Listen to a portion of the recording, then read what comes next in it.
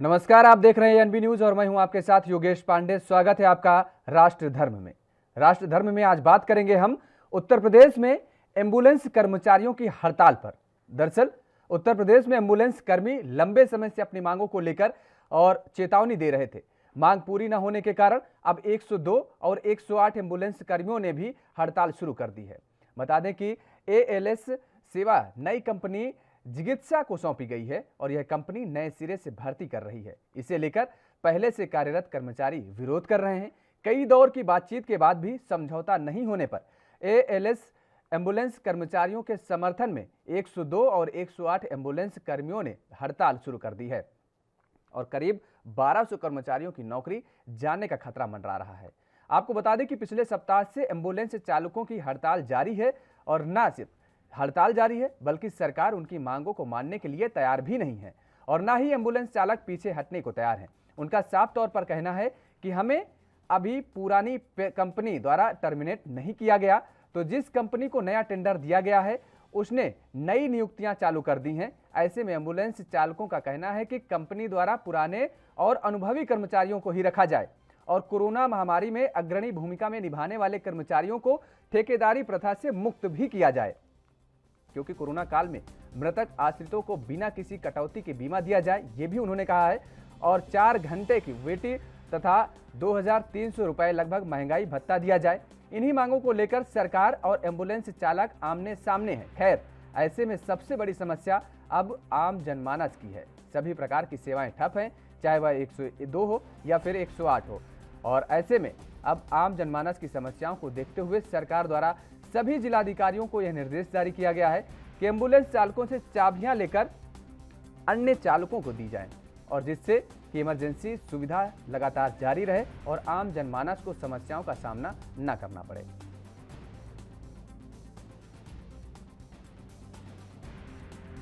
हम लोग इन मांगों को लेकर कर रहे हैं कि बार बार कंपनी कर्मचारी 5 साल पर चेंज करके कर्मचारियों को बेरोजगार किया जा रहा है। इसलिए हमारी मांग है कि ठेकेदारी प्रथा से हमको मुक्ति दी जाए और हम सभी लोगों को समान कार्य समान वेतन जो सन 2019 में श्रम विभाग में समझौता हुआ था वो हम लोगों को दिया जाए। और हमारे प्रदेश अध्यक्ष जी जिनको गिरफ्तार कर लिया गया है प्रशासन द्वारा 2 दिन से नजरबंद हैं, उनको छोड़ा जाए और हमारी मांगे मानी जाए। प्रशासन से कोई व्यक्ति आए हमारी समस्याएं सुने, क्योंकि हम लोग 10-12 दिन से लगातार धरना प्रदर्शन किए हैं, 7-8 दिन से कार्य बहिष्कार है। तो हमारी सरकार से और प्रशासन से मतलब गुहार है कि हम लोगों को न्याय दिया जाए और हम लोगों की मांगे मानी जाए। आपसे मिलने आया अभी तक हमसे कोई भी कर्मचारी या अधिकारी मिलने नहीं आया है और हमारी यही मांग है कि आपकी सरकार है, आपके इतने प्रतिनिधि विधायक हैं, कोई आए हमसे वार्ता करे और हम लोगों को मांगे मान करके अपनी एम्बुलेंस की व्यवस्था को बहाल करे। मेरा नाम सर अजय सिंह है। मैं एम्बुलेंस यूनियन संघ का जिला अध्यक्ष हूँ कानपुर नगर से। हम लोगों का जो आज ये चक्का जाम जो हम लोगों ने किया है, इसका मुख्य हमारा उद्देश्य है जो हमारी मांगे थी, जबकि जो हमारा 23 तारीख से धरना प्रदर्शन चल रहा था, लेकिन शासन प्रशासन ने कोई नहीं ध्यान दिया। हम लोगों की मांगों को किसी ने भी नहीं ध्यान दिया, ना कोई शासन प्रशासन का अधिकारी हमारे पास आया। इस वजह से मजबूरन हम लोगों को आज 26 तारीख से चक्का जाम करना पड़ा। क्या मांगे हैं आपकी? जो हमारी प्रमुख मांगे हैं, पहली बात तो ठेका प्रथा बंद होनी चाहिए और हमारी जो दूसरी मांग है, जो हमारे एम्बुलेंस कर्मी हैं एएलएस के, उनको समायोजित करना चाहिए। सारे जो एम्बुलेंस कर्मी उनको एनएचएम में समायोजित करना चाहिए। और तीसरी हमारी जो मांग है, जो हमारे कोरोना काल के दौरान हमारे एम्बुलेंस कर्मी जो शहीद हुए गए थे, उनको 50 लाख रुपए बीमा देने का वादा किया गया था, लेकिन अभी तक उनको 50 लाख रुपए नहीं दिए गए हैं। और चौथी मांग हमारी ये है कि हमारी जो भी ये कंपनियां आती हैं हम लोगों को हमेशा शोषण करती हैं, इन कंपनियों से हमें निजात मिलना चाहिए। और जो भी कंपनियां आती हैं शोषण लगातार करती हैं। और प्रदेश में एस्मा लागू है, ऐसे स्थिति में आप लोगों ने यहाँ पर धरना प्रदर्शन किया है। जी। और वैसे भी प्रदेश में इस समय कोरोना काल चल रहा है, एक आपातकालीन जैसी स्थितियाँ बनी हैं। क्या उसके लिए भी आप लोग यहाँ पर बैठ करके लोग जो परेशान हो रहे हैं उसके लिए भी आप लोगों ने कुछ व्यवस्था करी है? नहीं सर, हम लोगों ने जो है ना मानवीय आधार पर हम लोगों ने 4 एम्बुलेंस की व्यवस्था की है 108 की, ताकि हमारी वजह से किसी की जान न जाए। अगर आपकी सरकार मांग नहीं मानती है तो आगे आपकी क्या योजना है? ये हमारा धरना प्रदर्शन कंटिन्यू जारी रहेगा और जिससे जनमानस को तकलीफ होगी उसकी पूरी जिम्मेदारी शासन प्रशासन की होगी। अच्छा, ऐसी स्थिति में आप लोग कितने लोग संख्या बल में हैं और कितनी गाड़ियां अभी तक खड़ी हैं यहाँ पर? हमारी लगभग 81 गाड़ियाँ कानपुर नगर की हैं और हम लोग जो है ना 200 कर्मचारी यहाँ पे हैं और बाकी हमारे लगभग 100 कर्मचारी लखनऊ इको गार्डन गए। तो आपने सुना जो हड़ताल पर बैठे हैं ये एम्बुलेंस कर्मचारी, इनका दर्द। और अब आपको उत्तर प्रदेश के अलग अलग जिलों की कुछ तस्वीरें भी दिखाते हैं। पहली तस्वीर देखिए, ये झांसी से है। यहाँ पर भी लगातार एम्बुलेंस कर्मचारी हड़ताल पर बैठे हैं और एम्बुलेंस खड़ी नजर आ रही हैं। पहिया बिल्कुल जाम है, रुका हुआ है। और अगली जो तस्वीर है कुशीनगर की, कुशीनगर के भी हालात बिल्कुल सेम है। जिस तरीके से कुशीनगर में भी जो एम्बुलेंस हैं वो खड़ी हैं और उनको काम में नहीं लाया जा रहा है क्योंकि एम्बुलेंस कर्मचारी हड़ताल पर हैं और सरकार के खिलाफ नारेबाजी भी कर रहे हैं, क्योंकि उनकी मांग है कि जिस कंपनी को टेंडर दिया गया है उस कंपनी जो नए कर्मचारियों की नियुक्ति कर रही है वो पुराने कर्मचारियों को तरजीह दे, क्योंकि उनको एक्सपीरियंस ज़्यादा है। और तीसरी तस्वीर ये लखनऊ से है। लखनऊ में देखिए किस तरीके से लोग धरने पर बैठे हैं और इसके साथ ही वो सरकार के खिलाफ और जिस तरीके से उनकी मांगों को नहीं सुना जा रहा है उसको लेकर के अपनी आवाज़ उठा रहे हैं। और उनका कहना है कि साफ तौर पर कोई सरकार की तरफ से कोई भी उनकी बात को सुनने उनके पास आए और उनकी मांगों को माना जाए, क्योंकि आजीविका उनकी चलाने में अब काफ़ी परेशानियों का सामना करना पड़ रहा है। तीसरी तस्वीर संभल की है। संभल में कुछ ऐसा ही नज़ारा देखने को मिला। वहाँ पर भी एम्बुलेंस के पहिए थमे हुए हैं और लोगों को काफ़ी समस्याओं का सामना करना पड़ रहा है। जो मरीज़ हैं उन्हें दिक्कतों का सामना करना पड़ रहा है। उन्नाव में भी ऐसी ही तस्वीर सामने में आई। जिले जिले और छठवीं तस्वीर जो है वो हाथरस की है। हाथरस में भी इसी तरह का हाल नज़र आया, क्योंकि लगातार जिस तरीके से एम्बुलेंस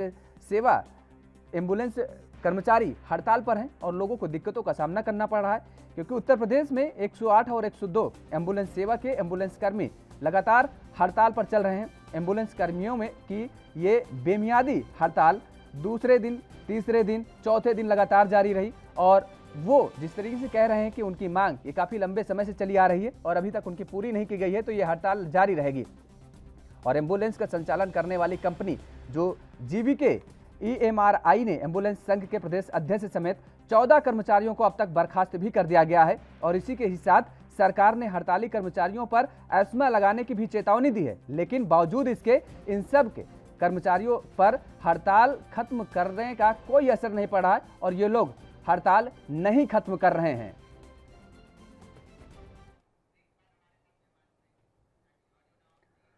तो इसी मुद्दे पर चर्चा करेंगे। फिलहाल वक्त हो चला है एक छोटे से ब्रेक का। ब्रेक के बाद फौरन वापस आएंगे और चर्चा को आगे बढ़ाएंगे।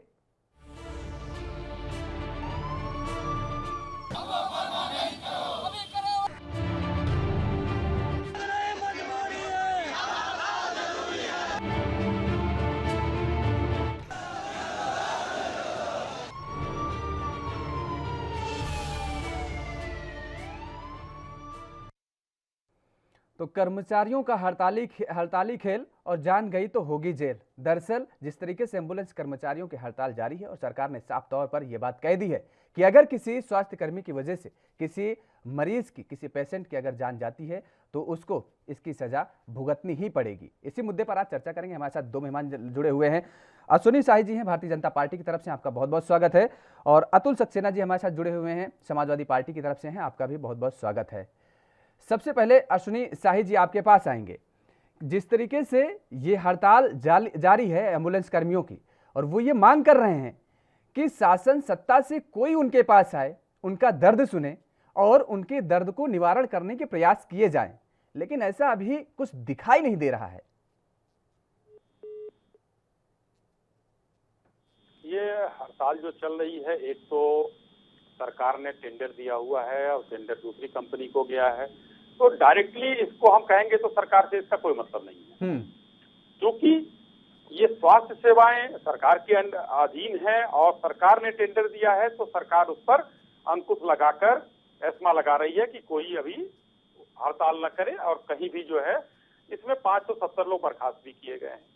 हिंदुस्तान में एक हम लोगों ने देखा है, राजनीतिक बातें बहुत होंगी, लेकिन ये स्वास्थ्य सेवाएं ऐसी चीज हैं जिन पर कोई भी हड़ताल नहीं होना चाहिए, किसी को कुछ नहीं करना चाहिए। लेकिन ये ड्राइवर लोगों ने जो काम किया है ये गलत काम किया। इस समय कोरोना से देश जो है प्रभावित है। इन लोगों की संवेदनाएं खत्म हो गई हैं। क्योंकि अब इन लोगों के अंदर देखिए, उत्तर प्रदेश हो चाहे कहीं हो, कई मामले आए कि जहां पर संविदा पर रखा गया तो संविदा पर यहाँ पर लोग जो है उंगली पकड़ के पूरा हाथ पकड़ने की कोशिश करते हैं। रोजगार सरकार देने का काम कर रही है। अगर आप एम्बुलेंस के ड्राइवर हैं, हजारों ड्राइवरों को सरकार ने रोजगार दिया है, तो ये लोग अब धरना प्रदर्शन को उसका अधिकार बनाएंगे कि नहीं हमको ये चाहिए। सरकार इसीलिए आपको ये सुविधा दे रही है कि आप रोजगार परख रहे हैं। ठीक है अश्विनी जी, आप ये बता दीजिए, उसके बाद आएंगे अतुल सक्सेना जी के पास। अश्विनी जी, केवल आप ये कह रहे हैं कि ये जो ड्राइवर हैं ये क्या महत्वपूर्ण भूमिका नहीं निभाते? ये कह रहे हैं कि जितना इनको मिल रहा है उसमें आजीविका नहीं चल रही है। अगर सरकार इनको परमानेंट क्यों नहीं कर देती है? क्योंकि अभी आपने ये चीज कही कि टेंडर दिया गया है, कंपनी के माध्यम से है, डायरेक्ट सरकार के माध्यम से नहीं है। इन लोगों का लगातार शोषण हो रहा है। कोई ये आज का धरना नहीं है, 2020 में धरना चल रहा था, 2019 में इन लोगों ने धरना किया था। लगातार इन लोगों के धरना प्रदर्शन चलते ही रहते हैं। और इन लोगों की जो मांग है, अगर नेशनल हेल्थ मिशन के तहत इन लोगों को सरकारी कर्मचारी नियुक्त कर दिया जाए तो दिक्कत कहां आ रही है? क्योंकि अभी आपने ड्राइवर का जिक्र किया, आपको याद होगा सबसे अग्रणी भूमिका में यही रहते हैं। अगर कोई माफिया को किसी दूसरे जेल से कहीं दूसरे जेल में शिफ्ट करना पड़ता है तो उसमें भी एम्बुलेंस चालक की ही जिम्मेदारी होती है और एम्बुलेंस चालक उसको बखूबी निभाते भी हैं। देखा होगा आपने, हाल ही के ये घटना बता रहा हूं, आपको याद दिला रहा हूं, उत्तर प्रदेश की है। देखिए योगेश जी, मैं कहना चाहूंगा, आज उत्तर प्रदेश हो या कोई भी प्रदेश हो, अगर इस तरीके से सबको अगर आप करना चालू करेंगे, पूरे देश में प्राइवेट एजेंसियां बहुत है। मैं एक नाम आदमी अमूमन लेता है कि टाटा बिरला की, लेकिन आज इतने उद्योग हैं, सरकार ने एक मिनिमम वेजेस तय कर रखा है, उस पर वो लोग मिनिमम वेजेस देते हैं। उसके अगेंस्ट में अगर कोई जाता है तो उसके खिलाफ कार्रवाई होती है। लेकिन जब कोई व्यक्ति, मान लीजिए कि मैं या आप अगर किसी सरकार से टेंडर ले रहे हैं, तो हमको स्किल नॉन स्किल जैसे रखना होगा वो हमारी मर्जी है। एक नाम जो है श्रम विभाग का होता है उस पर रख लेते हैं लोग, उस पर इन लोगों को रखा गया है। अब ये कहे कि नहीं हमको एक रुपया नहीं चाहिए, हमको 10 रुपया चाहिए, तो फिर उसमें चिंता उस कंपनी की है। सरकार का उसमें कोई भी हाथ नहीं है। सरकार ने उस कंपनी को टेंडर दिया, उस कंपनी ने इनको रोजगार दिया। चलिए, बिल्कुल आपने बिल्कुल पल्ला झाड़ लिया और साफ तौर पे यह कह दिया कि सरकार का इसमें कोई रोल नहीं है। फिलहाल वक्त तो चला एक छोटी सी ब्रेक का, ब्रेक के बाद फौरन हाजिर होंगे और अतुल सक्सेना जी से जवाब लेंगे।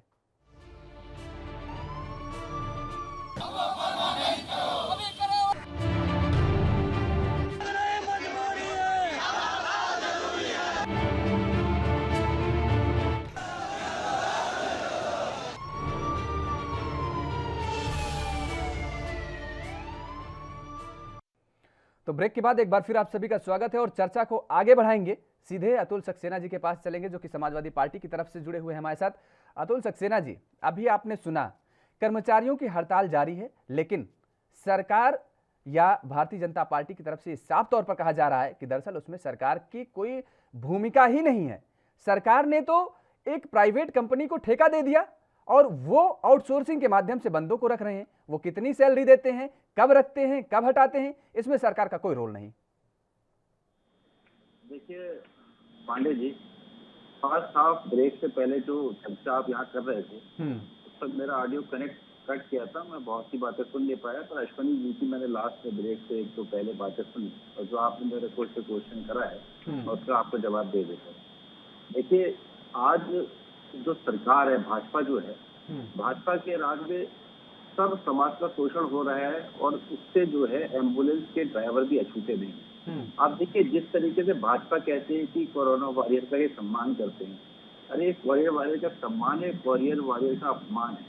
एक ड्राइवर भी हमारे कोरोना योद्धा है। आपने देखा होगा पांडे जी, जिस तरीके से अप्रैल मई में या पूरे कोरोना के टेन्योर में या कोरोना जब चरम पे था अपने, तो किस तरीके से ये ड्राइवर जो एम्बुलेंस के थे, ये बेचारे लो पेड ड्राइवर्स हैं जो पिछले कई वर्षों से अपनी सेवाएं दे रहे हैं। प्रेग्नेंट वुमेन को हेल्थ सेंटर ले जाने का काम कर रहे हैं, या कोरोना के समय में जहां लोग एक दूसरे से फिजिकल कांटेक्ट बनाने में विश्वास नहीं रखते थे, वहां ये अपनी जान पे खेल करके हेल्थ सेंटर पे मरीजों को ले जाने का कार्य कर रहे थे।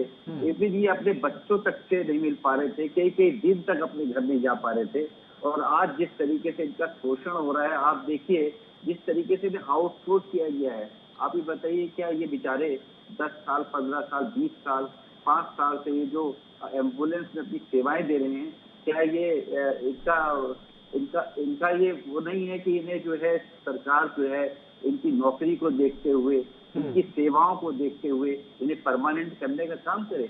अरे जिस तरीके से टेंडर लेकर के आउटसोर्स करा जाता है और कर्मचारियों का शोषण करा जाता है, और ये आप पांडे जी समझते होंगे जिस तरीके से मिनिमम वेज, अभी ऐश्वर्या जी की मैंने लास्ट में बात सुनी थी, मिनिमम वेज।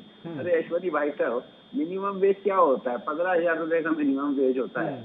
और आप देखिए, और एक सरकारी कर्मचारी जो सरकार का जो ड्राइवर होता है, उसकी तनख्वाह 50,000 रुपए से ज्यादा होती है, और कई सारे भत्ते उसे दिए जाते हैं, उसे पेंशन उसे दी जाती है, उसका भी लाभ उसे मिलता है। तो ये बेचारे जो अपनी सेवाएं दे रहे थे और आज ये रो रहे हैं। आज पांडे जी यदि आप देखें, उन्नाव जाकर के देखें, और जहाँ जहाँ ये स्ट्राइक हुई है, जब इनसे चाबी छीन, सारे जिलों का एक ही जैसा हाल है, केवल उन्नाव का ही नहीं। हाँ, मैं वही कह रहा हूँ, जहाँ जहाँ आप जाएंगे सारे जिलों पे जहाँ जहाँ स्ट्राइक है, और जिस तरीके से एडमिनिस्ट्रेशन का दबाव बना के सीएमओ ने इनसे चाबियां जब्त कराने का काम करा है। और आप देखिए, इन्होंने जितनी सेवाएं दी उसे एक झटके में भाजपा की सरकार ने बिल्कुल निराकार बता दिया, और चाबियां लेकर के और दूसरी ड्राइवर को चाबियां दे दी गई। मैं तो कहना चाहूंगा कि उन ड्राइवरों से भी मैं अपील करना चाहूंगा कि ये भी आपके भाई हैं। इस सरकार जो तानाशाह सरकार है, ये जो आज इन ड्राइवरों के साथ सलूक कर रही है, ये ऐसा ही सेम सलूक ये आपके साथ करेगी। तो आप ये चाबियां पकड़ाने का काम किया है ना, एक बार लामबंद हो जाइए आप। इन ड्राइवरों की चाल में चाल मिला लीजिए, इन ड्राइवर जो एम्बुलेंस से इनका साथ दीजिए। ये इनका शोषण हो रहा है, इनका शोषण मत होने दीजिए मेरे भाई। और आप देखिए, सरकार झुक जाएगी, क्योंकि जो ड्राइवर्स होते हैं, ये लो पेड जो एम्प्लॉइज होते हैं, यदि ड्राइवर नहीं होगा तो आप एक गंतव्य से दूसरे गंतव्य तक नहीं पहुंच पाएंगे। और खास तौर पे जब हम इमरजेंसी की सिचुएशन में होते हैं, जैसे एम्बुलेंस 108 इमरजेंसी सेवा है, 102 प्रेग्नेंट वुमेन की डिलीवरी के लिए सेवा है, ये दोनों ही सेवाएं जो है पांडे जी अपने आप में बहुत महत्वपूर्ण सेवाएं हैं। और गांव-गांव तक ये सेवाएं पहुंचती हैं, और गांव-गांव के लोग जो है इस सेवा का लाभ उठाते हैं। उन्नाव में जिस तरीके से आप देखिए, जिस एम्बुलेंस के अभाव में जिस तरीके से ट्रैक्टर ट्रॉली पे एक जो है प्रेग्नेंट वुमेन को ले जाया जा रहा है, आप बताइए ये उत्तर प्रदेश की हालत है। आज उत्तर प्रदेश की हालत ऐसे कमजोर हाथों में चली गई है कि आज जनता देख रही है, जनता रो रही है, जनता तड़प रही है, जनता प्रताड़ित हो रही है। और ये जो भाजपा है, ये कहती है कि हमने 2 करोड़ रोजगार देने का काम करते हैं। अरे भाई साहब, आप इन्हीं ड्राइवरों को रोजगार दे दीजिए। हम तो हाथ जोड़ करके आपसे, योगी जी, हम हाथ जोड़ करके आपसे अपील कर लेते हैं, आपसे अनुरोध कर लेते हैं, ये जो ड्राइवर हैं, इनके बच्चे हैं, इनको यतीम मत होने दीजिए, इनको आत्महत्या करने जैसा कदम मत उठाइए। अरे ये बेगुनाह इनसे आप FIR कराते हैं। ले लेते हैं, अश्विनी जी से पूछ लेते हैं। आपने अनुरोध किया है, अश्विनी जी से पूछ लेते हैं। अश्विनी जी, अब तो अतुल जी भी ये कह रहे हैं कि हाथ जोड़ करके अनुरोध कर रहे हैं कि ये जो कर्मचारी हड़ताल पर हैं, सरकार इनकी सुने, क्योंकि इनके घर हैं, इनके बच्चे हैं, इनका परिवार का भरण पोषण कैसे होगा? अगर इनकी सुनी तो बात जाए। ठीक है, आपने अपना पल्ला झाड़ लिया ये कह करके कि आप डायरेक्ट इन कर्मचारियों को हायर नहीं कर रहे हैं, लेकिन जिम्मेदारी तो सरकार की ये बनती है, सरकार कोई भी हो, कि आखिर अगर किसी आउटसोर्सिंग के माध्यम से कोई कंपनी रखती है कर्मचारियों को, तो वो कर्मचारियों को शोषण तो नहीं कर रही है। ये जिम्मेदारी तो सरकार की बनती है ना। सरकार उन कर्मचारियों का दुख तो सुनेगी, जानने की कोशिश तो करेगी कि उनकी समस्याएं क्या हैं। योगेश जी, जरूर बहुत बढ़िया सवाल है, और सरकार का इनके ऊपर कंट्रोल भी है। इसी कंट्रोल के वजह से उस कंपनी को जो है टाइट किया गया था सरकार के द्वारा, उनको पत्र भेजा गया था और सारी चीजें जानकारी मांगी गई थी। और जनता के लिए ये किया गया कि जो आज हमारे सपा के मित्र कहना चाह रहे हैं कि ट्रैक्टर ट्राली, आज मैं 1-2 जगह की घटना बताऊं, पूरे प्रदेश में ऐसा किया जा रहा है कि अगर ये ड्राइवर नहीं आते हैं तो उनके जगह पर रोडवेज के ड्राइवर को लगाकर हम एम्बुलेंस चलवाने का काम करेंगे। एम्बुलेंस का चक्का नहीं रुकेगा। रोडवेज की, अश्विनी जी, रोडवेज की बसें कैसे चलवाएंगे? हमारे पास सरप्लस ड्राइवर हैं, रोडवेज में हमारे पास ड्राइवर हैं। हम प्रदेश के स्वास्थ्य सेवाओं को नहीं रुकने देंगे। हम ये कह रहे हैं, रोडवेज भी चलेगी, ये भी चलेगी। दूसरा मैं कहना चाह रहा हूं कि वरीयता के आधार पर जो दूसरी कंपनी आई है उसने बताया है कि हम कर्मचारियों की भर्ती अपने यहाँ ड्राइवरों की कर रहे हैं। जो वरीयता भाई उनकी अपनी चीजें हैं। अगर ये ड्राइवर आप मनमानी पर उतर आए हैं, चाबी लेकर जा रहे हैं, तो प्रशासन से चाबी लेना पड़ रहा है। आज के दिन में अगर कोई व्यक्ति रोजगार पा रहा है, अभी हमारे सपा के मित्र रोजगार की बात कर रहे हैं, हाँ दिया है हमने रोजगार, हमने दिया है एमएसएमई में 1-1.5 करोड़ लोगों को रोजगार दिया है। और जो प्रवासी हमारे आए हैं भाई लौटकर, उसमें हमने जो है मनरेगा में भी 1 करोड़ 80 लाख लोगों को रोजगार देने का काम किया है। इसको सोचिए, उनकी जो है स्किल मैपिंग कराई गई, स्किल मैपिंग कराने के बाद उनको जहां वो जाना चाहते थे, जहां के लायक थे, उनको भेजा गया है। आज ये ड्राइवर लोग जो काम कर रहे थे, 250 एम्बुलेंस उनके पास है। उत्तर प्रदेश में लगभग 2270 108 के पास है, वो 102 के पास है, और 2200 एम्बुलेंस उनके पास है 102 के पास। सभी एम्बुलेंस ठीक से चल रही है। लेकिन जो ये यूनियनबाजी का काम हो गया है, यही होता है सरकारों के पिछड़ने का काम। आपकी भी सरकार रही है सपा की, किसी की भी रही होती। इस तरीके की लोगों के अंदर जो ये नेतागिरी का भूत सवार होता है, लेकिन ये अश्विनी जी, क्या ये लगता नहीं, ये आपको लगता ये नहीं गलत कि है? ये जो वक्त चल रहा है, ये जो वक्त चल रहा है, ये गलत चल रहा है, ये वक्त जो चल रहा है? योगेश जी, सरकार रोजगार देने का काम कर रही है या आउटसोर्सिंग के माध्यम से दिलवाने का काम कर रही है। लेकिन यही लोग, ये जो राजनीति का भूत सवार होता है, चाहे जिस क्लास के कर्मचारी हो, ये लोग प्रदेशों को, देशों को पीछे करते हैं। ये लोग अपनी मांगों को दूसरे हिसाब से भी रख सकते हैं। एस्मा लगाने के बाद ये कैसे बैठे हुए हैं? ये 570 बर्खास्त किए गए, इसीलिए किए गए हैं। अब विपक्ष कहेगा कि इन लोगों के पास संवेदना नहीं है, इनको बर्खास्त कर दिया, उनके परिवार नहीं है। भाई तो आपने क्यों नहीं वहां पर देखा? उनको मानना चाहिए, भाई आप गलत कर रहे हो। आपकी सरकार जब बोल चुकी है, दूसरी कंपनी आई थी, उस सरकार को आश्वासन दिया उसने कि हम वरीयता पर सारे कर्मचारियों को रखेंगे, भले कंपनी चेंज हुई है। होता है, देखिए योगेश जी, कई विभाग यहाँ पर उत्तर प्रदेश में, मतलब बाहर में नहीं जा रहा, उत्तर प्रदेश की बात कर रहा हूँ। उत्तर प्रदेश में जैसे हम एग्जाम्पल के तौर पर बिजली विभाग का काम हम लेते हैं, उसमें ऑपरेशन एंड मेंटेनेंस का काम होता है हर बिजली घरों का। हर साल ठेका होता है उसका, या 2 साल का, 3 साल का, 4 साल का।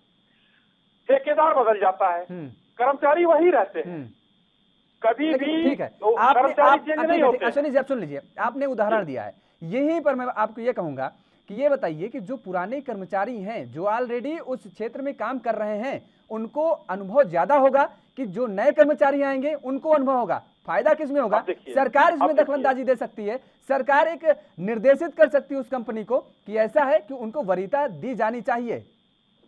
अश्विनी जी आएंगे, इसका जवाब देंगे आपके पास। फिलहाल वक्त चला है और छोटे से ब्रेक का। ब्रेक के बाद फौरन हाजिर होते हैं और चर्चा को आगे बढ़ाएंगे।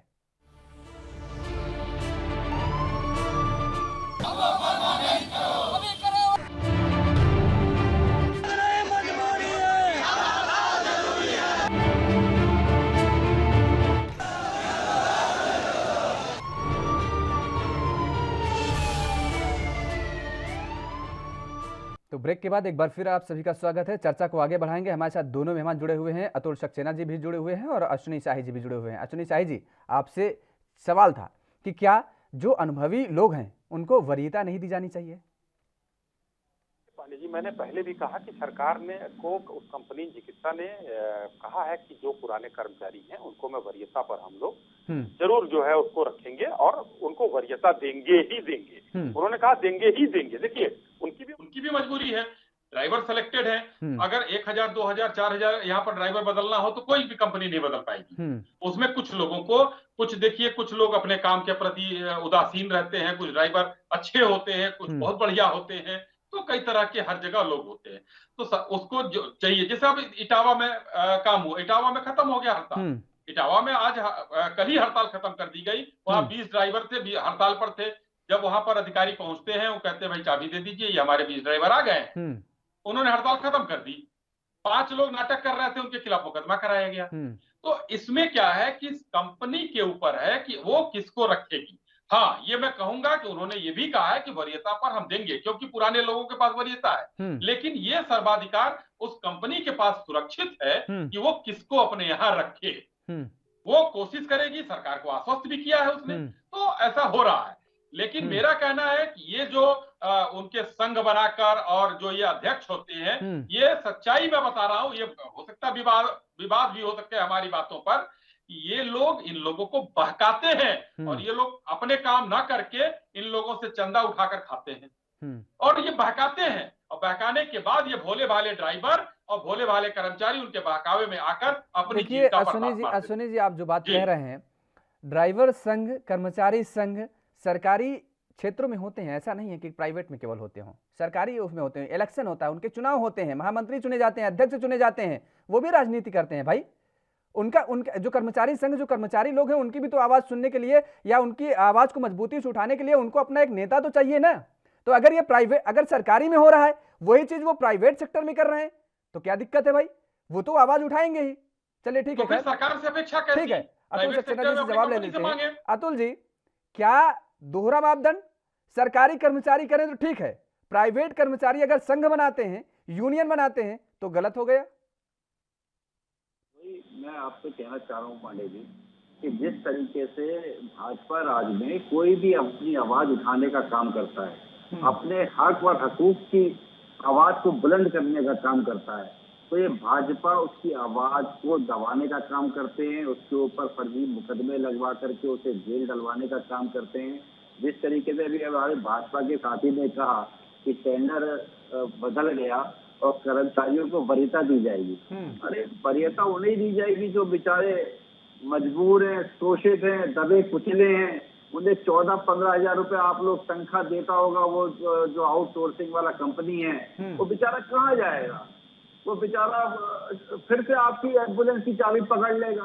और जो उनके नेता थे, जो उनको सम्मान राशि दिलाना चाहते थे, उनको परमानेंट कराना चाहते थे, इतने दिनों से वो आप लोगों की सेवा कर रहे हैं, आप लोगों ने सम्मान दिया नहीं, उनका अपमान करा। और कोरोना काल में कितना उन्होंने देश को, मरीज को संभाला और आपकी छवि बनाने का काम किया उत्तर प्रदेश में। और आप देखिए जिस तरीके से उनके साथ ये आज हो रहा है, तो आप उन 4-5 लोगों को, जो वो एक सिंह है और एक पांडे जो इनका नेता है, उससे FIR लगवा करके उसे वरीयता क्रम से हटवा देंगे और बाकी के जो दबे कुछ लोग उन्हें फिर से चाबी पकड़ा देंगे। रहा सवाल जैसे आप कह रहे थे चंदा इकट्ठा करते हैं, अरे मेरे भाई अश्विनी जी, ये बेचारे बहुत शोषित गरीब लोग हैं, इतना संवेदना रखो आप इनके प्रति यार। ये टेंडर अवार्ड कराने में कितना भ्रष्टाचार हुआ होगा ये मालूम है आपको?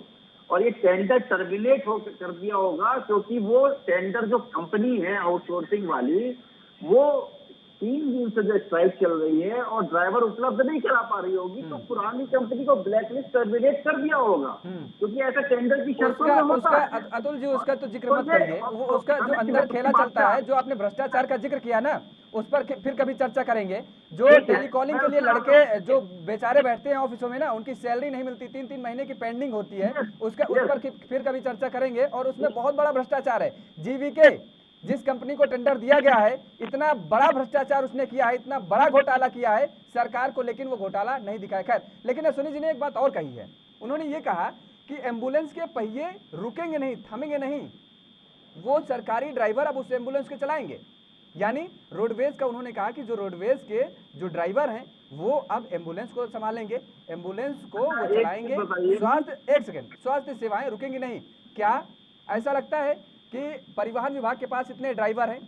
क्योंकि एक डिस्टेंस मानक दूरी तय होती है, उसमें ये निर्धारित होता है कि इस रूट में 2 ड्राइवर एक बस में लगेंगे। कई जगह पे तो ऐसे मैंने देखे हैं, या हो सकता है कि अश्विनी जी को ना दिखे हों, तो वहां पर वो ड्राइवरों की कमी वहीं पर रहती है, तो एम्बुलेंस कैसे थाम पाएंगे वो?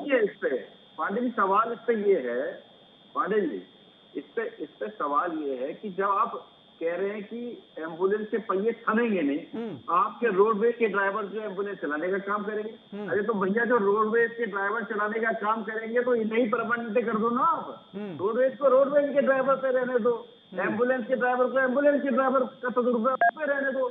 जब आप रोडवेज के ड्राइवर से इस एम्बुलेंस को चलवा सकते हैं और उसे सरकारी भत्ता, सरकारी तनख्वाह दे सकते हैं, तो इन बेचारों को क्या कसूर है? ये अपनी मांग ही तो कर रहे हैं कि साहब हम इतने वर्षों से आपकी सेवा कर रहे हैं और जिस तरीके से हमने कोरोना काल में लोगों की मदद करी, लोगों को एक गंतव्य से दूसरे गंतव्य तक पहुंचाने का काम किया है। ठीक है, लेकिन ठीक है अतुल जी, लेकिन बात यहाँ पर ये आ जाती है। दरअसल चलिए, आपने तो अभी वर्तमान में भारतीय जनता पार्टी की सरकार है, तो आप भारतीय जनता पार्टी की सरकार पर आरोप लगा रहे हैं, लेकिन सरकारें कोई भी हो, आपकी भी सरकार हुआ करती थी, तो ये नहीं कहेंगे एम्बुलेंस चालक, लेकिन उस समय भी तमाम सारी ऐसी, अगर सरकारी शिक्षा को लेकर के जो शिक्षा मित्र थे उनका जिक्र किया जाए तो उनको भी काफी लंबे समय तक गोल मटोल टहलाया गया, आपकी सरकार ने टहलाई है। और आपकी सरकार भी सुन नहीं रही थी उस दौरान, उन लोगों ने न जाने कितने धरना प्रदर्शन किए। तो सरकारें कोई भी हो, मुद्दे अलग हो जाते हैं, हड़ताल उसी तरह की जारी रहती है। देखिए, शिक्षा मित्र का मुद्दा समाजवादी पार्टी हमें उठाने का कार्य कर रही है। बहुत से शिक्षा मित्रों को पक्का करने का काम किया। जिस तरीके से 69,000 शिक्षा जो है बोले कि ये योग्य नहीं है, आज उन शिक्षा मित्रों ने अपनी योग्यता को साबित कर दिया, एग्जाम पास कर लिया। उसके बावजूद 69,000 शिक्षक कोई नौकरी रोजगार नहीं दे पाए और लखनऊ में 1 महीने से धरना करा उन्होंने। मान लीजिए, आपने देखा जिस तरीके से योगी आदित्यनाथ से वो टाइम मांग रहे थे, और ये शिक्षा जो मित्र होते हैं ये शिक्षा देने का काम करते हैं जिससे हमारे आपके बच्चे पढ़ लिख करके देश का नाम रोशन करते हैं। उन शिक्षा मित्रों को इन्होंने जमीन पे सड़क पर बैठाने का काम करा, अपमानित करने का काम करा। ये शिक्षा मित्र ये गुरु होते हैं, और जिस तरीके से गुरु का इन्होंने अपमान किया तो ये देश का अपमान करा है। और जिस तरीके से वहां पे लाठी डंडे शिक्षा मित्रों में बरसाए गए हैं, और आप देखिए किस तरीके से महिला शिक्षा मित्र जो थी उनके भी हाथ पैर तोड़ने का इन्होंने काम किया, जो बाद में हॉस्पिटलाइज हुए। और ये जो सरकार है ये टक से मस्त नहीं होती है। आज इन्हें शिक्षा मित्र नहीं, इतनी तानाशाह सरकार है, बेसिकली इन्हें किसी की जरूरत नहीं है। इन्हें केवल ईवीएम की जरूरत है कि ईवीएम में बटन जहां भी दबाओ वोट मिलेगा भाजपा को। तो बेसिकली मुझे ये लगता है निश्चित है, ना इन्हें किसानों की चिंता है, न इन्हें शिक्षा मित्रों की चिंता है, न इन्हें ड्राइवर एम्बुलेंस के ड्राइवरों की चिंता है, न इन्हें लेबर की चिंता है। जिस तरीके से कोरोना काल में आपने देखा होगा गाजीपुर बॉर्डर में, यूपी बॉर्डर में जगह जगह से आए हुए हमारे लेबर, जो हमारे उत्तर प्रदेश के लेबर थे और जो बॉम्बे और जो कहाँ से जो है अपने जहाँ नौकरी कर रहे थे, वहां पे जब दिल्ली वापस आए तो दिल्ली से अपने गांव तक समाजवादी पार्टी के लोगों ने उन्हें गंतव्य तक पहुंचाने का काम करा। और उस समय इनके रोडवेज की बसें कहाँ थी, रोडवेज के ड्राइवर कहाँ थे? कोई घर से नहीं निकला था। आपके अध्यक्ष जी घर में बैठ के ट्वीट कर रहे थे। भारतीय जनता पार्टी की योगी सरकार ने बसों में बिहार तक के लेबरों को, बंगाल तक के लेबरों को भेजा है। कहाँ थे आप लोग? कोई घर से नहीं निकला। अतुल जी, ये कहने की बात है। सब लोग आपके अध्यक्ष जी 5 स्टार अपने घर में बैठकर ट्विटर पर थे, आप भी नहीं निकले, कोई नहीं निकला, सिर्फ योगी सरकार के लोग निकले थे। योगी जी खुद निकले थे। वो दिख रहा है सामने, वो दिख रहा है सामने। आप लोग भ्रम मत फैलाइए।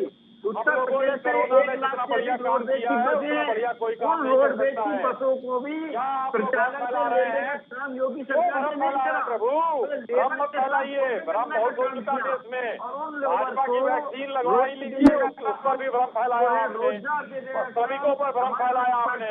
हमने तो राशन बांटा सबके घरों में जाकर। आप लोग कहाँ थे?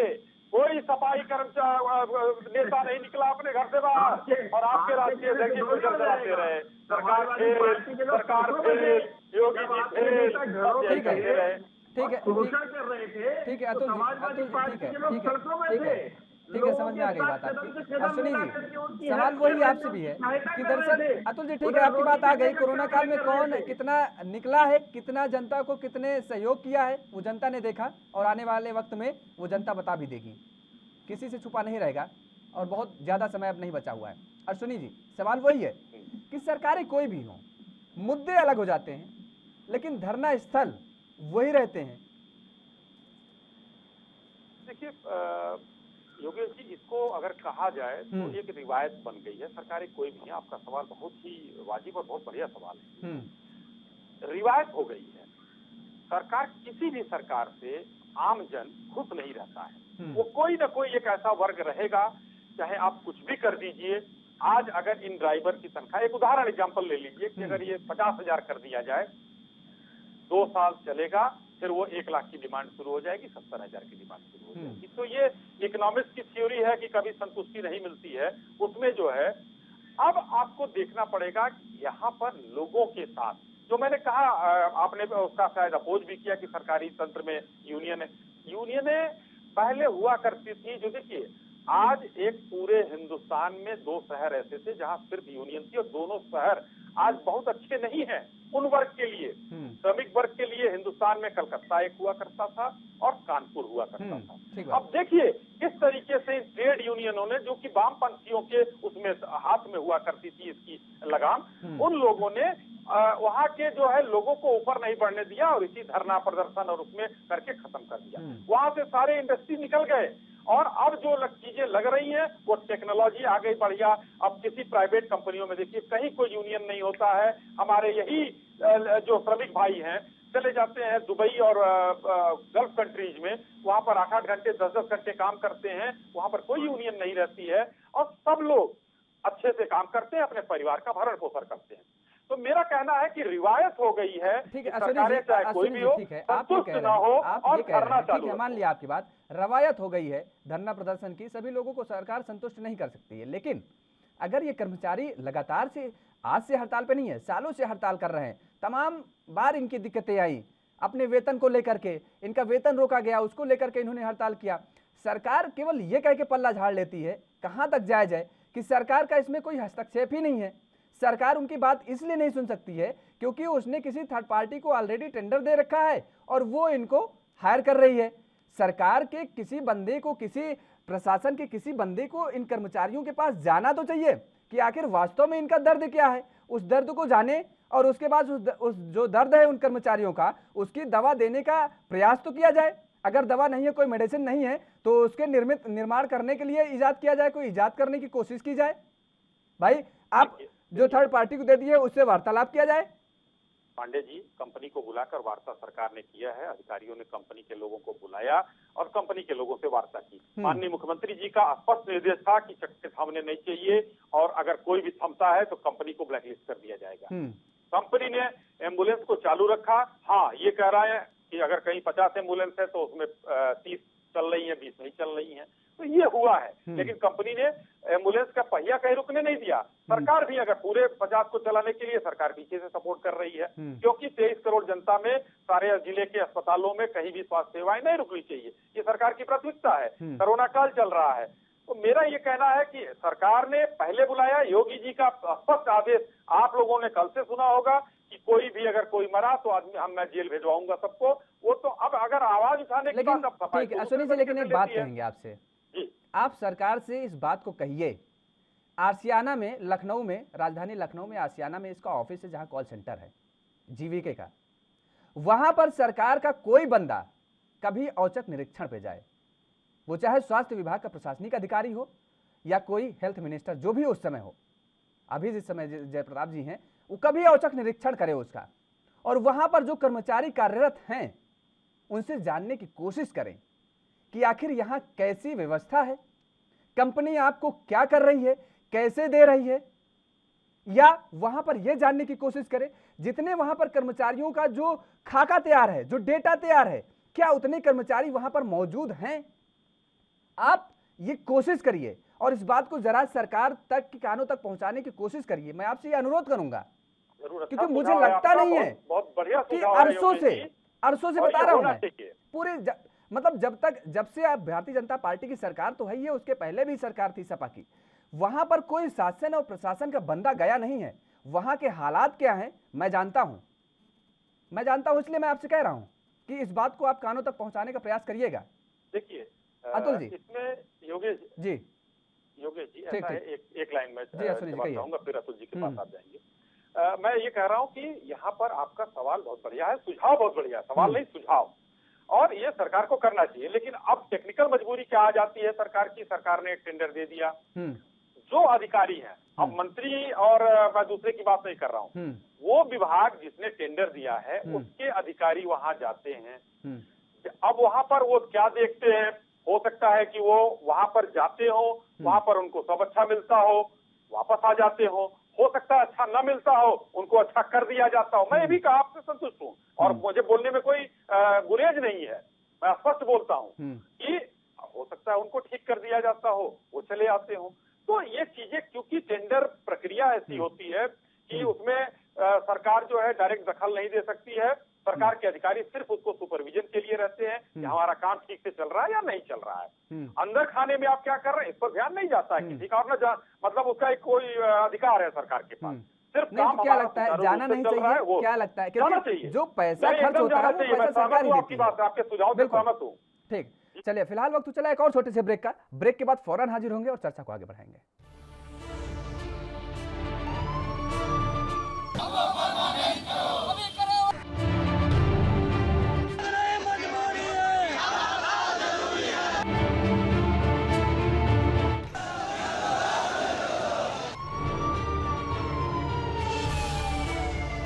तो ब्रेक के बाद एक बार फिर आप सभी का स्वागत है। एम्बुलेंस कर्मचारियों की हड़ताल लगातार जारी है और वो अपनी मांगों को लेकर के हड़ताल कर रहे हैं। वो कह रहे हैं कि उनकी मांग को सुनी जाए और पूरी भी की जाएगी। चर्चा को आगे बढ़ाएंगे। हमारे साथ दोनों मेहमान लगातार जुड़े हुए हैं। अतुल जी, आपके पास आएंगे।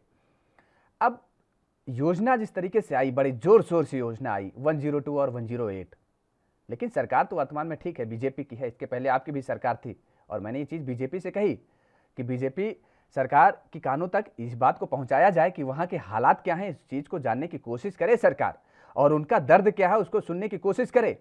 लेकिन आपकी भी सरकार थी तो मुझे लगता नहीं, मेरी जानकारी में है नहीं कुछ ऐसा कि कोई वहां पर गया हो या जानने की कोशिश की हो।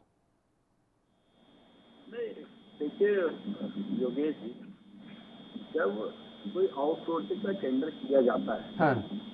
तो उसमें जो जिस जैसे आप जाने की बात कर रहे हैं वो बहुत ज्यादा महत्वपूर्ण रह नहीं जाता है, क्योंकि बेसिकली ये आउटसोर्स का टेंडर होता है और जिसमें कंपनी के ऑफिस में ना जा करके उसकी जो सेवाएं हैं, जो सेवा प्रदाता कंपनी है तो वो कैसी सेवा दे रही है, तो उसके लिए स्पेसिफिक टर्म्स एंड कंडीशन होती हैं। वो कंडीशन जो है वो जो टेंडर जिसे अवार्ड हुआ है वो फुलफिल कर रहा है नहीं कर रहा है, तो उस चीज को देखना। बहुत सिंपल से उदाहरण ले लीजिए, बहुत सिंपल से उदाहरण ले लीजिए। अब इतना घुमाने की या इतने कोई जरूरत नहीं है। अगर आप कोई अपनी कोई काम कराना चाह रहे हैं, उसको थर्ड कंपनी को काम दे रहे हैं, भाई आपकी डील हो गई कि हम इतनी कर्मचारी और हमारे इतने लोग हैं, उनको कोई परेशानी नहीं होनी चाहिए। अब उसने कह दिया ठीक है, अब उसने दिखा दिया कि 100 कर्मचारी उसके यहाँ काम कर रहे हैं, जबकि उसके यहाँ कर रहे हैं 20 ही कर्मचारी। तो क्या आप कभी देखना नहीं चाहेंगे कि 100 कर्मचारी हैं या भी नहीं कि नहीं? आपने बता दी कि आपने जर्मनी से मंगाई है मशीन, पता चला बगल कानपुर से खरीद के आपने मशीन लगा दी है और आप पैसा ले रहे हैं जर्मनी की मशीन का। तो आप ये जानना चाहेंगे कि नहीं कहेंगे? ये क्योंकि ये पैसा कोई सरकार अपने जेब से नहीं देती है, जनता का ही पैसा ये काम में लाया जाता है। आपकी बात बिल्कुल ठीक है, आपका क्वेश्चन ठीक है, परंतु यहाँ जो आप चूंकि मुझसे क्वेश्चन पूछने से जवाब देना अनिवार्य हो जाता है। देखिए क्या है, औचक निरीक्षण जो है ये सर्विस टू सर्विस पे डिपेंड करता है। बेसिकली ये it is a kind of labour supply. इससे आप ड्राइवर की सप्लाई कर रहे हैं, तो बेसिकली ड्राइवर की सप्लाई कर रहे हैं, तो वो तो जिस ऑफिसर को डेजिग्नेट होगा वो ड्राइवर, या जिस एम्बुलेंस नंबर को डेजिग्नेट होगा तो वो उसकी चाबी लेकर के जाएगा, तो वो तो उसकी अटेंडेंस बात हो रही है। तो बेसिकली मशीन और लेबर। अब मैं बता दूं, हाँ वही चीज मैं समझ रहा था कि आपको समझ में नहीं आ रही मेरी बात। मैं समझ गया था अतुल जी, मैं समझ गया था कि आपको बात, मैं केवल इन ड्राइवरों की बात नहीं कर रहा। मैं जीवीके कंपनी में जितना जो टेंडर दिया गया उसके अधीन जो भी काम हो रहा है, कंपनी को टेंडर दिया गया है, उस कंपनी के अधीन जो भी काम हो रहा है उस काम को लेकर के मैं निरीक्षण की बात कर रहा हूँ। वहां पर टेलीकॉलिंग भी होती है, टेलीकॉलिंग के लिए वहां लड़के भी बुलाए जाते हैं, वहां पर उनको सैलरी तनख्वाह क्या दी जाती है, सरकार से वो क्या ले रहे हैं, वहां पर जितने टेलीकॉलिंग के लिए लड़कों को बुलाया गया, बताया गया, रजिस्टर में दर्ज है जितने, वहां पर उतने कर्मचारी हैं भी या नहीं है। मैं इस बात की बात कर रहा हूं, मैं केवल इन ड्राइवरों की बात नहीं कर रहा हूं। पांडे जी, आप जो कह रहे हैं आप 100% बिल्कुल सही कह रहे हैं, औसत निरीक्षण करना चाहिए, क्योंकि वैसे ही मिनिमम वेज है। यहाँ जाकर के ये भी देखना चाहिए कि इनको सैलरी ट्रांसफर चेक के माध्यम से हो रहा है नहीं हो रहा है, क्योंकि वैसे ही बहुत कम हो रहा है। इनके जो गवर्नमेंट ड्यूज है, स्टैट्यूटरी ड्यूज है, ईपीएफ है, ईएसआई है, वो सही टाइम पे जमा हो रहा है कि नहीं हो पा रहा है, तो ये वो बेनिफिट भी ले सके। दूसरा सवाल आज यहाँ ये नहीं है, सवाल आज यहाँ ये है कि ड्राइवर जो है एम्बुलेंस के आज रो रहे हैं, सरकार को इसका समझना चाहिए। और जब और सरकार यदि ठीक है इन्हें परमानेंट कर दिया, सरकार कहती है रोजगार दे रहे, पर रोजगार तो दे नहीं रहे। पर चलिए इतना तो इनका दर्द समझ लीजिए कि आज 15 इतनी महंगाई आपने कर दी, नहीं, लेकिन सरकार ये कह रही है ना कि उनके पास पूरी व्यवस्था है, उनके पास, वो कह रहे हैं कि उनके पास परिवहन विभाग के इतने ड्राइवर हैं कि वो एम्बुलेंस को संभाल सकते हैं। सरकार तो ये कह रही है, तो कह रही है हम क्यों एक्स्ट्रा बजट खर्च करें। नहीं, यदि ऐसी बात है तो सरकार क्यों कहती है कि हमारे पास जो है, हम रोजगार के अवसर हैं हमारे पास, आप यहाँ से मत जाइए, उत्तर प्रदेश को छोड़ करके मत जाइए दूसरी जगहों पे, अब आप यहीं रहिए, यही काम करिए। तो सरकार तो धोखा कर रही है, छलावा कर रही है। अब लेबर तो कोई भी हो सकती है, चाहे वो कंपनी में काम करने वाली हो, चाहे गाड़ी पे को चलाने वाली हो, लेबर तो लेबर होती है। तो सरकार तो इन लेबर को चलने का काम कर रही है, चलने का काम कर रही है। यदि मान लीजिए इनके पास ड्राइवर हैं तो इनका कोई दूसरा वे आउट ढूंढा जा सकता है। जो रोजगार की बसें हैं वो कहीं सर्विस होती होंगी, ड्राइवर हैं, इन्हें कहीं सर्विस की ट्रेनिंग दे करके इन्हें उस काम पे भी लगाया जा सकता है, इन्हें परमानेंट लगाया जा सकता है। क्योंकि जो ड्राइवर होता है वो केवल ड्राइविंग थोड़ी करता है। जो आदमी 10-20 साल से गाड़ी चला रहा है उसे पता है कि इसकी सर्विस कब हो रही है, इंजन ऑयल कैसे बदला जाता है। अब देखिए योगेश जी, मैं ड्राइवर नहीं हूँ, पर चूंकि मैं पिछले 20-25-30 साल से गाड़ी चला रहा हूँ, यदि आप, हालांकि सीधी सी बात है, हम अपने आप सर्विस भी करते हैं, यदि हमसे और आपसे कहा जाए तो हम सर्विस भी कर लेंगे। क्या फर्क पड़ता है, उसके 2 गेट खोलो, ऊपर नीचे से तेल निकालो, ऊपर से तेल डाल दो।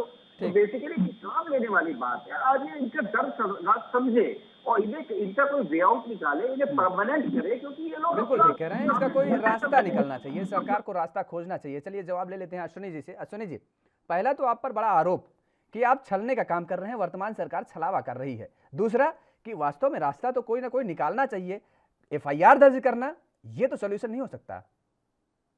योगेश जी, दोनों चीजें सही हैं और दोनों का जवाब मैं देना चाहूंगा। पहले तो मैं दे रहा हूँ छलावा करने। उत्तर प्रदेश सरकार जो माननीय योगी आदित्यनाथ जी के नेतृत्व में चल रही है, वो वास्तविक रूप से कर्मयोगी के नेतृत्व में ये प्रदेश है इस समय। सबने देखा होगा और आपको भी बताने की जरूरत नहीं है, एक सरकारी नौकरियों में 6,65,65,000 की तो हम लोग घोषणा कर चुके हैं और अभी जो है कितनी 1-1.5 लाख नौकरियां और हम दिसंबर तक दे रहे हैं। इन लोगों ने क्या किया, 2 लाख नौकरी भी नहीं दी। आज इसकी बात करते हैं कि छलावा कर रहे हैं। दूसरा, प्रदेश से बाहर जाने और मत जाओ और यहाँ रहो, हम लोग एकदम जो कहते हैं वो करते हैं। जो श्रमिक पिछली बार बंबई, दिल्ली, सूरत से लौट कर आ रहे थे, उनकी हर जगह उनकी हर जिले में स्किल मैपिंग कराई गई, उनका एक हमने डेटा तैयार किया और मैंने पहले भी कहा अभी थोड़ी देर पहले कि उनको मनरेगा से लेकर और एमएसएमई में उनको नौकरी देने का काम किया गया है। लगभग 1.5 करोड़ से ऊपर लोगों को हमने एमएसएमई और स्टार्टअप में हमने नौकरियां लगाई है, रोजगार दिया है। और उतने ही लगभग जो है हमने मनरेगा में काम दिया है। हम दे रहे हैं, हम बाहर से जो एफडीआई के हमारे जो बुंदेलखंड की तरफ जो हमारे उद्योग लग रहे हैं, नोएडा में लग रहे हैं। अब ये जो कर्मचारी हड़ताल पर हैं, इनका रास्ता क्या निकलेगा? मैं आ रहा हूँ, रास्ते पर आ रहा हूँ कि भाई रास्ते वाली बात मैं बताऊं। भर्ती प्रक्रिया चालू है उस कंपनी के द्वारा, ये लेटेस्ट न्यूज मैं आपको दे रहा हूँ। भर्ती प्रक्रिया चालू हो गई है। हर जिले में पुलिस प्रशासन की मदद मांगी है दूसरी कंपनी ने कि हम उन कर्मचारियों को भी वरीयता देंगे और जो हमारे पैमाने पर आएंगे, और नहीं तो हम नई भर्ती करेंगे। तो हर प्रदेश के हर जगह कहीं पुलिस लाइन में कहीं पर भर्तियां चालू हैं और 2-3 दिन के अंदर सारी सेवाएं बहाल कर दी जाएंगी। ये रास्ता निकल रहा है। बाकी जो लोग हम उनके साथ आना चाहते हैं उनको समायोजित किया जाएगा, जो नेतागिरी करना चाहते हैं उनके खिलाफ मुकदमे दर्ज कराए जाएंगे, उनको बर्खास्त तो 580 को कर दिया गया है। जी चलिए, आप दोनों मेहमानों का हमारे साथ जुड़ने के लिए बहुत बहुत शुक्रिया। तो लगातार जिस तरीके से ये एम्बुलेंस कर्मचारियों का आंदोलन चल रहा है और कर्मचारियों की मांग है कि उनकी मांग को सुनी जाए, जब तक उनकी मांग को सुनी नहीं जाती है तब तक वो आंदोलनरत रहेंगे। लेकिन सवाल फिर यही उठता है कि क्या ये कर्मचारी आंदोलनरत रहेंगे या सरकार कोई रास्ता निकाल कर लाएगी। राष्ट्रधर्म में फिलहाल मेरे साथ इतना ही, बाकी आप देखते रहिए एएनबी न्यूज।